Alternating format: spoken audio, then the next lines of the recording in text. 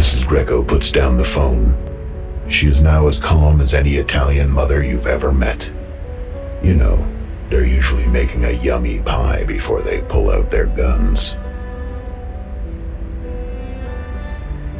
There are enough people in black outside, enough to prevent any eavesdropping or violent conflict. Mrs. Greco glanced blandly over the 1, 2, 3, 4, 9, 10, 11 children in front of her. This is a big family, and it has grown bigger and bigger over the past few years because of Schneider.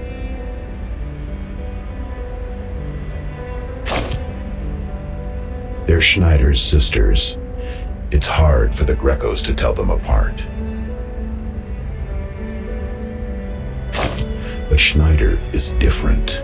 She was born in an earthquake, all covered in blood, and didn't let out her first cry until 2 hours later.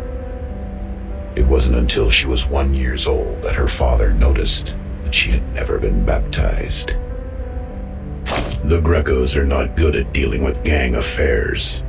They can't even figure out when their daughter has grown into the backbone of the whole family. When Schneider took out $500 from her pocket and put them on the table, they were completely shocked. And that's just the beginning. Schneider, the youngest daughter they seldom cared about. It's impossible to keep every child well fed. Schneider could not even get a piece of bread in the Eucharist. But a good daughter would not let anyone worry about her. She sat on the bench outside the church and hummed. She found a way out for herself. She walked to the underground market, fascinated by what she saw. She announced her new identity one day.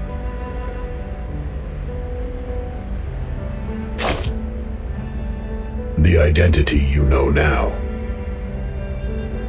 In the process, she lost something old but gained something new, no matter if she wished for it or not. Now, Mrs. Greco said, we live or we die. If Schneider comes back safely tonight, we will leave when the moon rises.